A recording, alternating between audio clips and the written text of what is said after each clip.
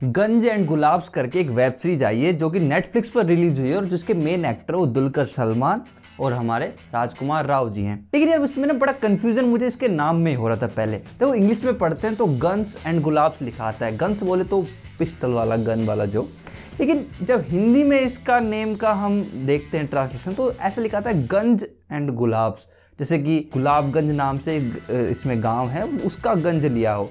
मतलब समझ नहीं आ रहा है यार, क्या तीन मतलब है क्या इसके। लेकिन ठीक है, इन सब बातों को परे रखते हुए सीधे मुद्दे की बात पे आते हैं, क्योंकि बहुत दिनों के बाद मैं ये रिव्यू डाल रहा हूँ। कसम से दिल को तसल्ली मिल रही है। लेकिन इतने दिनों तक मैं था कहाँ पे, आपको मालूम होगा यार। शॉर्ट फिल्म आई है मेरी खुद की, हमारी टीम की शॉर्ट फिल्म आई है। खुद का प्रचार भी तो करना जरूरी है। इसके नाम को लेके कंफ्यूजन थोड़ा और बढ़ जाता है, क्योंकि इसके अंदर पूरा पूरा खेल है वो अफीम की खेती का है। बोले तो गंज यानी गांजे से भी रिलेटेड कुछ हो सकता था, कुछ ज्यादा ओवर थिंकिंग कर गया मैं। अब इस वेब सीरीज के अंदर गुलाबगंज और शेरपुर के दो गैंग है जो कि किसानों से अफीम की खेती करा के जो सरकार को अफीम भेजी जाती है उसमें से कुछ अफीम स्मगल करके बेच देते हैं ब्लैक मार्केट के अंदर। लेकिन वहीं पे इस गुलाबगंज की गैंग का सबसे बड़ा लीडर गांची है, कांची है, शायद भूल रहा हूं मैं। लेकिन उसके सबसे बड़े मेन बंदे की भाई साहब हत्या करवा दी जाती है कॉन्ट्रैक्ट किलर के द्वारा। और कॉन्ट्रैक्ट किलर को वरदान है भैया 7 नई जिंदगियों का। अजीब ही कहानी है। वहीं पे जिसका मर्डर हुआ है उसके बेटे यानी कि पाना टीपू है भाई साहब, उसको वो जिंदगी पसंद नहीं जो उसके बाप ने जी है। उसको अपने बाप की मौत का दुख भी नहीं है।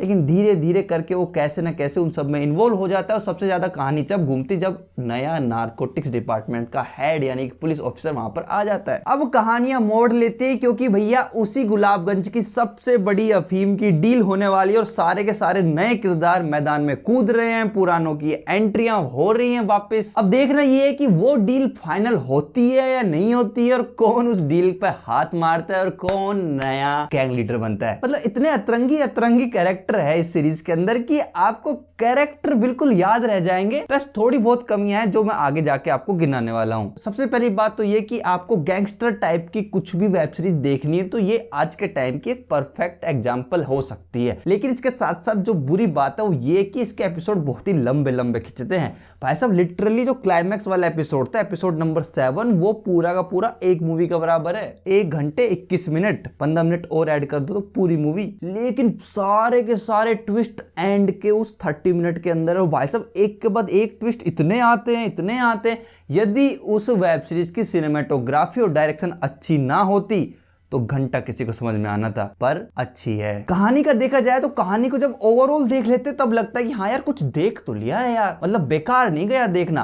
लेकिन बीच में कहानी लग सकता है कि यार बहुत खिंच रही है, बहुत खिंची, तो पेशेंस रखना। हाँ, सीन टू सीन एंजॉय करोगे। एक्टिंग वाइज और कैरेक्टर वाइज जो भी कैरेक्टर्स है वो बहुत अच्छे बन के बाहर आएंगे। गन्स एंड गुलाब सीरीज की सबसे बेस्ट चीज जो मुझे लगी ना वो लगी इसकी कलर ग्रेडिंग। मतलब एक तो हिल स्टेशन टाइप की लोकेशन है जितनी भी है, ऊपर से हर सीन की कलर ग्रेडिंग एकदम परफेक्ट है भाई साहब। मतलब मजे आते हैं देखने में। हाँ यार, मेहनत की है एडिटर ने। डार्क कॉमेडी आपको बहुत सारी जगह देखने को मिल जाएगी। काफी सारे सीन ऐसे हैं कि उनमें भाई साहब मतलब उछलने को भी मन करता है।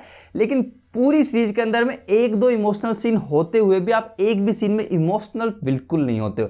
आप किसी भी कैरेक्टर को लेके सिंपैथी फील करोगे ही नहीं। इसके अंदर गालियां काफी सारी है लेकिन न्यूड सीन या फिर लव मेकिंग सीन एक भी नहीं है, तो फिर देख लेना। मतलब फैमिली में गाली गलौज चलता है तो फिर फैमिली के साथ भी देख सकते हो। एक्टिंग वाइज लगभग सबकी ही एक्टिंग आपको अच्छी लगेगी। राजकुमार राव की एक्टिंग तो भाई साहब है ही, बिना कोई सवाल खड़ा करे मस्त। लेकिन इसके अंदर 15, 16, 17 साल के लगभग के जूनियर आर्टिस्ट भी हैं जिनकी एक्टिंग भी सराहनीय है भाई साहब, देखने में मजा आता है। एक जूनियर गांची करके कैरेक्टर है जिसने एक्टिंग की तो है, ठीक ठाक की है, लेकिन उसकी एक्टिंग में शायद काफी सारी सुधार की गुंजाइश थी, ऐसा मुझे पर्सनली लगता है।